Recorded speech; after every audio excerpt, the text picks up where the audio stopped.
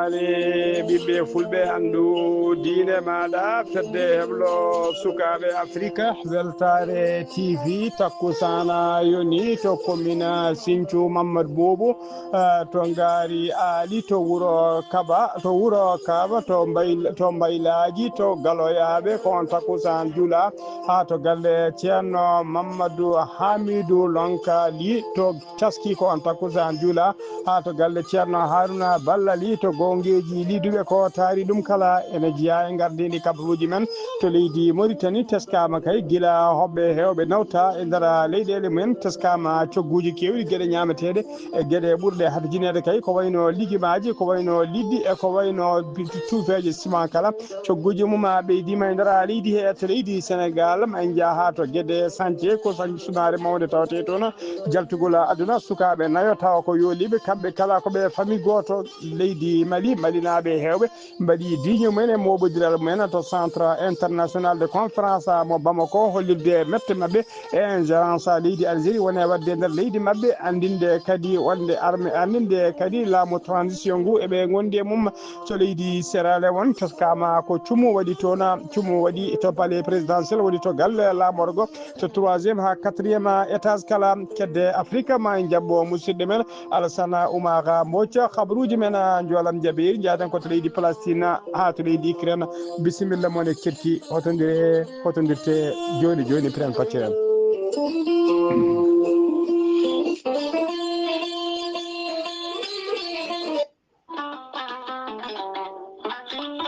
kawis e kiyleki gorelte ko haako moƴƴo iwru ko to kordinoro gorelte ko kawis wonande ɓen jogiiɓe yoga e ñabbuji kolliti jiitima hen koye mumena gorelte ko haako sa itti ko jamireɗa a waɗi ndiyam ngulɗam aɗa yara aɗa yiito cellal ɓandu maɗa gorelte ko haako iwata koto kordinoro ari ko wallude e safrude ha moni kala yiito hen hoore muɗuma gorelte an joguiɗo AVC cardiaque ƴiƴam dogata e ɗaɗi mum ɓandu jaaɗoru ɓandu wuloru neɗɗo joguiɗo sukara cholesterol ha tenti kadi e on neɗɗo mo nangata taare kala gorelte ko kawis ɓolo tan woni e muɗuma sa jokkodiri e muma ma yiito hoore maɗa ha mbiya alhamdulillah sa yiɗi jokkodirde e site gorelte beele mbawa janggande hoorema ko jangta e gorelte kala jahata koto Google tappa www.gorelte.com ma janggan hoorema kala an puƴiɗo donkuɗo yaade juma e jama jokkoyde enɗam gam ɓandu musoru jokkodire gorelte sa yiɗi jokkodirde e tonggode gorelte woto woɗɗu joni so tawi gonɗa koto leydi Côte d'Ivoire jokkodirta koye Hamidou Ba 00 225 01 53 11 51 54 so tawi noon gonɗa koto Kidira e kotari ɗum kala jokkodirta koye galle ceerno Habous Diallo 77 554 75 54 so tawi noon gonɗa koto Dagana jokkodirta koye Mamadou Nassirou 77 942 11 12 so tawi noon gonɗa koto Diourbel jokkodirta koye Bulli Guisse walla mbiya Abdoullahi Guisse 78 690 03 37 so tawi noon a gonɗa koto juude Guriki jokkodirta koye Gueddasi 77 267 16 66 so tawi noon gonɗa koto leydi France jokkodirta koye Harouna Gaïda 06 50 99 64 43 musidɓe tedduɓe gorelte e jeese men dañen hen jama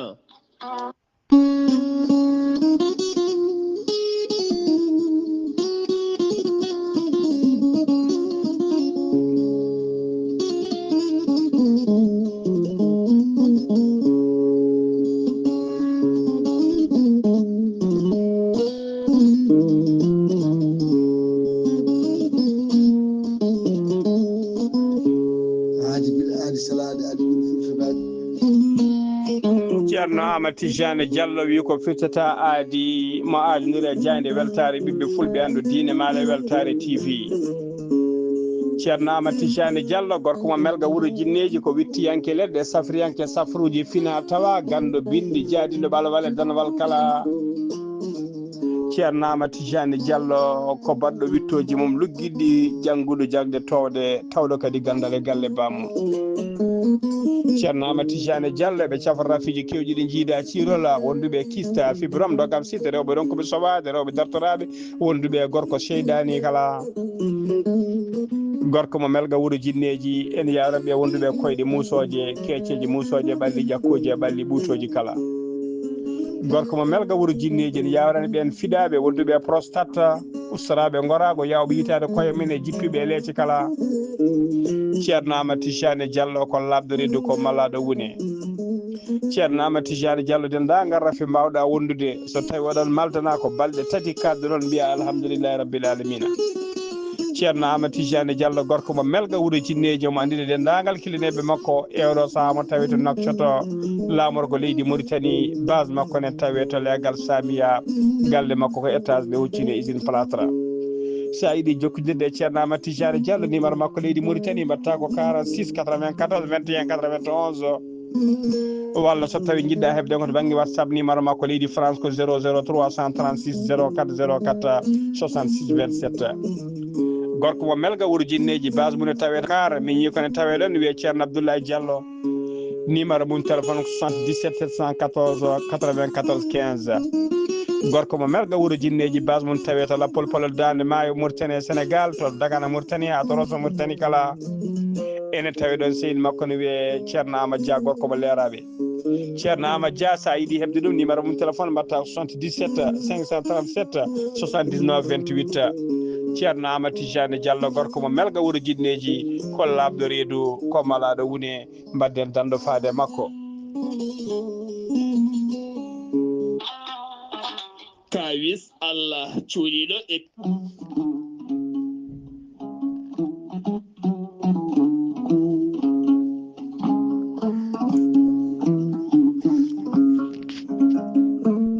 mande Massa Keita ko gorko pullo hen banggue ko maniganke hen banggue joguiɗo gandal memotogal gandal jirtogal guite tawi kadi ko jaadugal e nundal mande Massa Keita gandal makko ɓuuri yaarude koye ngaaluji cuuɗiɗi e nder leydi leydi ko wayno jama ko wayno kanŋe boksita e dendagal ngaaluji cuuɗotoɗi e nder leydi leydi kala tawi koye on fannu dillata jokkodire mande Massa Keita joni mbiya alhamdoulillahi rabbil alamina mande Massa Keita ko gandaɗo e nder windere he kala ha tengti nder Afrique to kanŋe asete ko wayno to leydi Côte d'Ivoire leydi Burkina Faso leydi Mozambique leydi Zambie leydi RD Congo leydi Angola dendagal leyɗeɗe kala to jama kala to boksita kala to ngaaluji cuuɗiɗe e nder leydi yiilete so tawi a wi mande Massa Keita mbiyetoɗa ko wo hayartu ayi gando ayi nunɗuɗo ayi neɗɗo kawniɗo ayi neɗɗo newiɗo mande Massa Keita tengtinde nundal makko dendagal almudo makko haaju mbawɗa jogade kala son jakkodiri o namdata komo hoore kuɗol o namdata komo haydara o namdata komo avance o ɓe liggante ha ɓerde ma ɓuuɓa ha keeɓa ko jiɗɗa so ɓerde ma ɓuuɓi gadda ko kalɗum ɗon mande Massa Keita sali tan ko jamfa mande Massa Keita ene tawi oɗo saaha joni to Ségou e nder leydi Mali sa yiiɗi hebde ɗo ko ɓuuri ɗo labde a yiiɗi jokkodirde makko numéro makko téléphone mbatta ko 00 223 ko indicatif leydi Mali mbaɗa 76 68 45 99 mande Massa Keita ko gando mande Massa Keita ko nunɗuɗo mande Massa Keita ko newiɗo sanne sanne mbadden dando faade makko kettode kaburuji mon e demgal pulaar Afrique, Asie, Europe, Amérique, Moyen-Orient, Océanie. jam ñalde mon musidɓe tedduɓe heɗen goni e dewo 13 lewru avril hitande ujunnaji ɗiɗi e nogas e joyi habruji mon e ɗemgal pular e sawta he ko musidɗo mon sehil mon Ghali Abouba to karallagal ha mbawon yiide en to banggue nete ɓosoje ko meñi men sehil men Saydou Abouba hono no mbirɗen e gardiɗi kabruji men koto leydi Mauritanie puɗoɗen hande na wulsidi ko ministre de la défense mo leydi Mauritanie o joddima en audience ñande alkamisa ɓennuɗo e nder bureau ji makko to Nouakchott e lieutenant général biteɗo Mamata Cham Chérif kañum woni chef d'état major général des forces armées mo leydi Gambie ko no ɗo e jillu mum to leydi Mauritanie ɓe jewtidi ko heewi noon ko fate jokkodiral e gollodiral moƴƴal hakkude leydi ɗiɗi ha tenti noon e fannu défense ine tawtora jonde nde noon to banggue leydi Mauritanie sono général de division Mohamed Val Raïcha kañum woni chef d'état major général des armées mo leydi Mauritanie wondude colonel Cheikh Mohamed Lamine Bilal kañum woni directeur de relations extérieures so tawi koto banggue leydi Gambie ne tawtora jonde nde noon ambassadeur joɗaniɗo leydi Gambie nder leydi Mauritanie son excellence Cheikh Mansour Afey ha joni ko leydi Mauritanie keddoɗen Si Oumar Gorbal kañum woni maire commune mo Wali Dianktan o windi ɓatake ona ɓatake dariɗo noon faade hoorejo leydi Mauritanie hono Mohamed Cheikh El Ghazouani ko ɗum noon ko tawi kadi o windi e ɓatake o ko dow inde commune makko fof woni commune de Wali Dianktan tawi ko commune mo ardi o on ɓatake noon ko jarnude e yettude hoorejo leydi ɗi e intervention ngaji mum jawɗi e soutien mum payduɗo no fewi wanno kay e famille aji jayanoɓe to Sinthiane Padalala to Sinthiane Padalal noon jaya banno toon tawi tigui ko huɓere wonnode galle gonnoɗo walla huɓere wondode mahede yani no e yimɓe ha yimɓeɓe famille goto mbasino hen pittali men kanko maire o noon holliri tigui wonde hoorejo leydi Mauritanie hoorejo leydi Mauritanie kay waɗi ko tigui ko waɗi ko e ɗum holliten wonde hakkille muɗum ina ɓesgudu leydi Mauritanie kala o wi hoorejo leydi ndi noon noli toon délégation ngaji timmuɗi tawi kadi garani juuɗe ɓole ko wayno waali gorgol woni tigui gouverneur gorgol e ko hakim woni préfet Magama gari toon e tawi kadi ene garde e fulla mumen e fayida mumen tawi kadi koye dow yamirore hoorejo leydi ndi eɓe jettamo noon eɓe jarnamo e golle paydude fewi nde o waɗi toon ha joni ko leydi Mauritanie keddoɗen hono no mbirɗen gardini kabaruji men guila kay laamu leydi Mauritanie felliti nawtude hoɓɓe tawa kadi ko hoɓɓe ɓe ngala situation woni tigui ɓe ngala kayitaji walla ɓe natirani leydi e dow lawol teskama noon guila kay ɗen hoɓɓe nawta gueɗe kewɗe kay hollirama ko cogguji mum koko ɓeydi kay ngabbude ko ardimde foof liɗɗi kecci hande kay yiide ɗum teskama yiide ɗum e nder jeehe Nouakchott ko hunde sattude no fewi kadi hay sinna yi cogguji ɗi koko ngabbi hano hannirta ni ko wayno kadi teskama légume aji teskama kadi cogguji mum ene ɓeydi no fewi ko wayno briqueaji waɗi tuufeje ciment ɓeydima kadi tiiɗe e oɗo saaha joni ɓeydima sattude ko wayno kadi population oɗo saaha joni ene wayno population o fuɗɗima tigui hattade hoɓɓeɓe salon coiffure uji wondude chantier ji tawi ko mahatinodi kala ko ɓuuri hen hewde ko hoɓɓe tewtano hen ɗum foof e oɗo saaha joni teskama tigui e ɗum satti no fewi wadde ɗum e nder leydi he ha joni habaruji men ɗemgal Pular to leydi Mauritanie keddoɗen ha joni tajour gardiɗo tajour hono biteɗo Cheikh Wul Bedda o waɗi visite aji makko tawi ko visite aji d'inspection woni tigui ƴewde to golle jarata ɗum ko asata hanki o subaka e nder chantier ji kewɗi taw ko ɗi mahede école aji e nder Nouakchott ƴewde kay to golle ɗe jarata ko école aji tokosi noon wondude collège aji e lycée ji kala gonɗi e mahede kay e nder yoga e leyɗe Nouakchott o erima noon heɓɓe ɗiɗon marché ji halfinaɓe ɗen golle nde tinnote tigui mbawa toppitade délai nokka o ha délai o wawa timmude ha no hannirta ni tawi kadi ene mbaɗi respecté norme uji jammiraɗi ɗi ɗiɗo nokkuji noon woni dow yilli so tawi koto district mo Riyada o yettima école biteɗo école Nasreddine e to wiyete école Abou Oubarda wondude e école biteɗo Ibn Al Zara wondude to école Moukhtar Wula Dadda e to école Oumar Ibn Al Khattab école aji goɗɗi o yettima ɗum so tawi koto Aravada kanko gardiɗo tajour o yettima ñalawma hanki o to chantier ɗiɗo école aji woni école Jafar Tayar e to école Ibn Kaaba e to wiyete école Amina Youssouf wondude to lycée Sada e nder secteur Mella e to lycée secteur 21 kala e nokkuji goɗɗi o wawi yettade ɗum so tawi koto tucinina ko ɗiɗo sanciji woni ɗo yilli o yillima to école Cheikh Wula Al Alema o yettima kadi to école alqalam wita wondude eto école tenwishem so tawi koto Dar Naïma o yettima visiti ɗiɗo école aji woni école Nasraddine et l'école biteɗo Tahera Ahmed so tawi koto Teyyarede o yetti ko école Tawfiqa woni tigui so to yetti so tawi ko e wondude école biteɗo Ibnu Rushd e école Abou Dahar al Qafari ko ɗiɗo woni école aji ɗi yetti ene tawa ene waɗi noon hena école aji ɗiɗon école aji ɗi yilli walla ɗi école aji gonɗi e gollede kay ene waɗe majji kay ko école aji kesi gonɗe mahede ene waɗi hen kadi ko école aji kiiɗi tawi ko gonduɗe e fewnitede mawnitinede e garɗitinede e ɓeydede kalasuji ko ɗin woni ko golle mum tawi ko projet o noon joofi ko muqaddaji jeeɗiɗi e nder Nouakchott ɗina muqaddaji jeeɗiɗi woni Tayyareta wondude Dar Naïma e Toujinine e Arafat Riyad Elmina e Sebha tawi foof noon ko golle ɗe tambi ɗum ko catala tazoura ha joni kabaruji men demgal Pulaar seno mimata leydi Mauritanie koto leydi Sénégal aseta hanki o sanga 15h woni 3h kijiɗe accident musto waɗi to wiyete Kera Madiabal e nder département mo Nioro Dirip e région de Kaolack ko camion goto kañum feri moto Jakarta yimɓe tati noon tawi ko famille goto kawri hen e Ladial ɓe jiyano noon kamɓe mayɓe ɓe jiyano koto nokku biteɗo Kera Mondongo ko sapeur pompier noon kañumen tigui gari ɗon garani goskiji yi ɗi nawi goskiji to morgue hôpital régional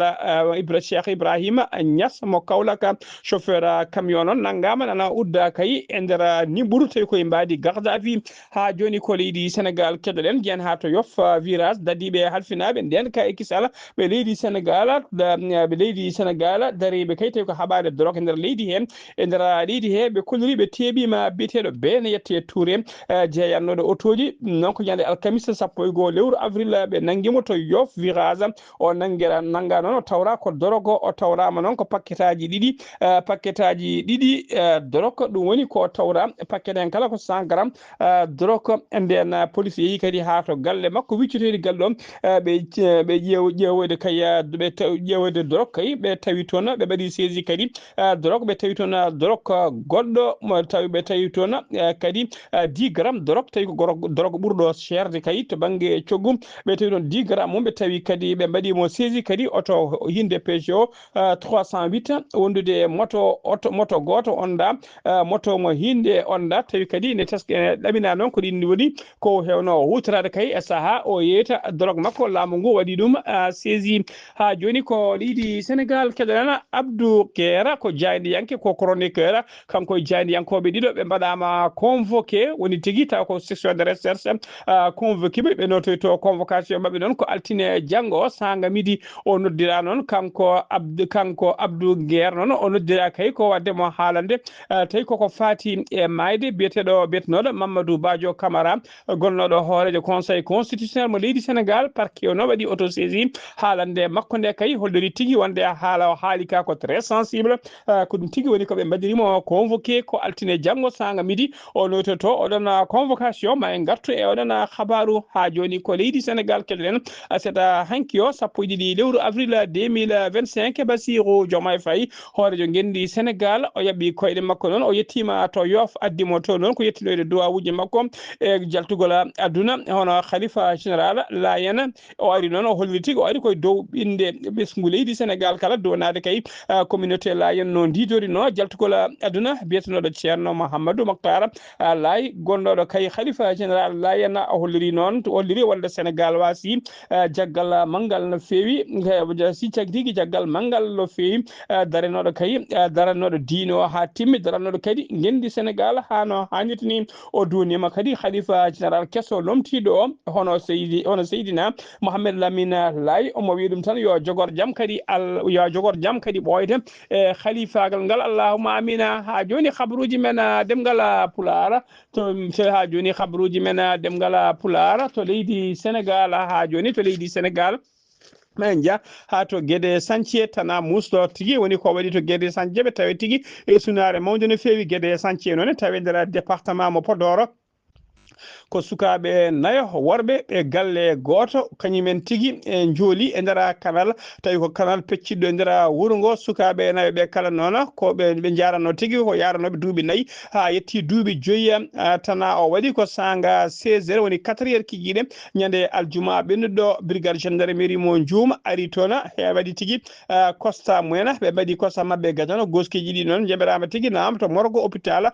mo Djoum enquête udditama hen eɗen mbiya tan yo Allah lomto lomtina Allah rokken no muñira allahumma amina habaruji men ɗemgal pular sen mima to leydi Sénégal ko to leydi Mali paaden to leydi Mali naɓe hewɓe ɗon notitima e erango tawi ko erango pottital manggal ɓe erino aseta hanki o 12 lewru avril hitande ujunnaji ɗiɗi e no gas joyi to centre international des conférences de Bamako woni so wiyete CICB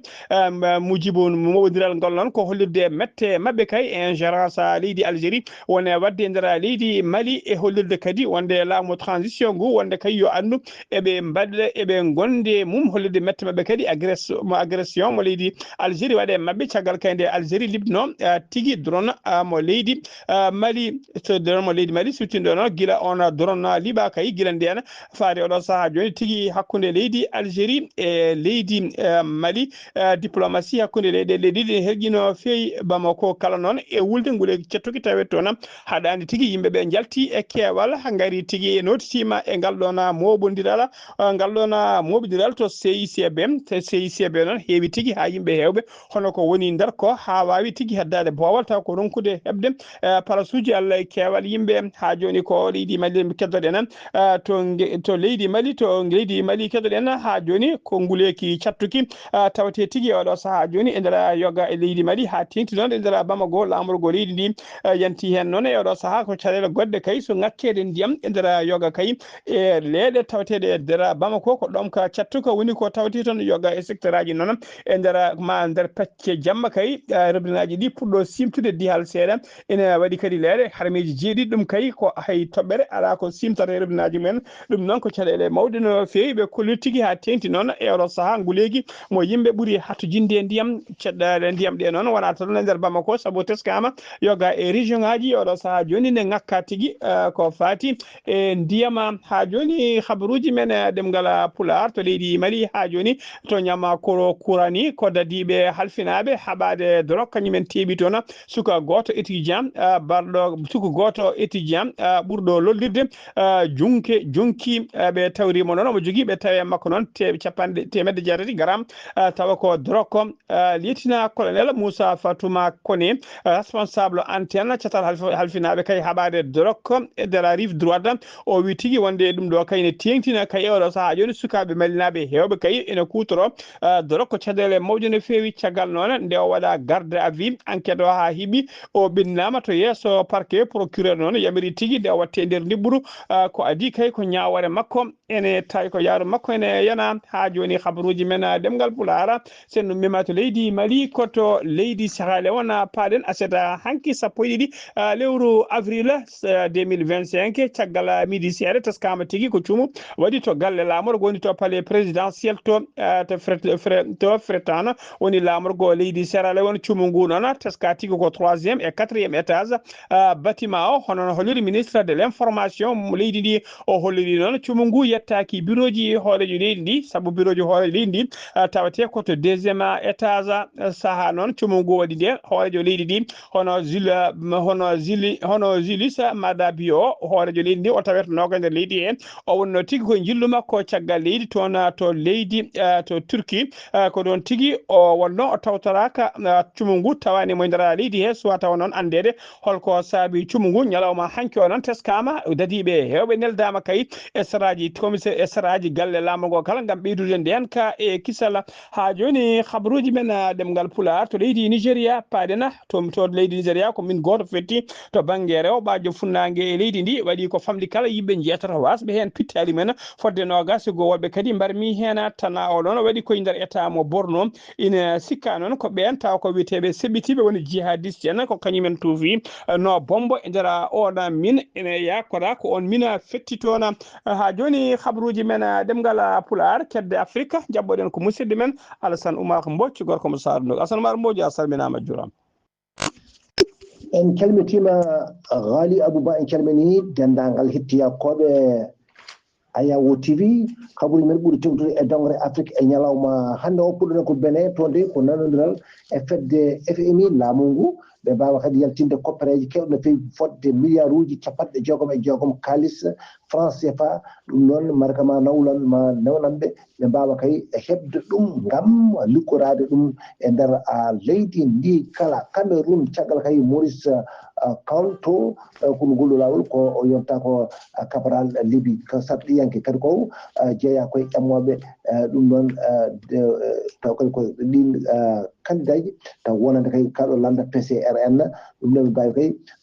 kamɓene ko wadde lancé opération wadde kadi ko fatti hono reddinde ɗen coopéraji pour wadde kay campagne taw présidentiel mo octobre 2025 oɗo événement noon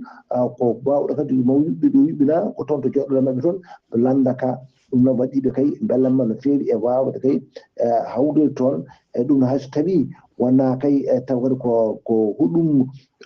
ɗum kesum ene wadde kadi ko dendagal rendigel dendagal doole mabɓe ɗum noon taw kadi koye ordre taw kadi koye yamirore e jagolgal hono nder jaccengol ko oɗo yaɓiriɓe ɗum noon ko famɗi foof lebbi jeegom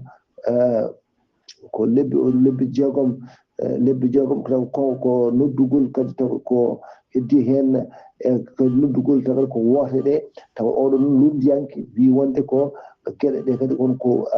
gouvernement waɗi hen ko gueɗe goɗɗe laaɓani e wonande kanko gardiɗo kadi kono landa ka Gabon ñande asetare sappo e ɗiɗi lewru set ujunnaje ɗe nogas e joyyi ɗum noon ɓen jibinande kono gabonaɓe mbawi hono yaltude ngam kay ƴewde kay no mbawi kadi hono wotirde nde tawno wonde ɓe dañi hono duuɓi ɗiɗi taw kadi koye laamu sabbordu taw kadi ko on Brice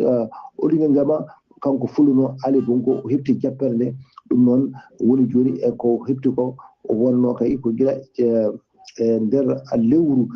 taw kadi ko avril wona capantati lewru avril ujunnaje ɗe nogas tati o folluno ene wayno dey taw ko Ali Bongo e oɗo saaha noon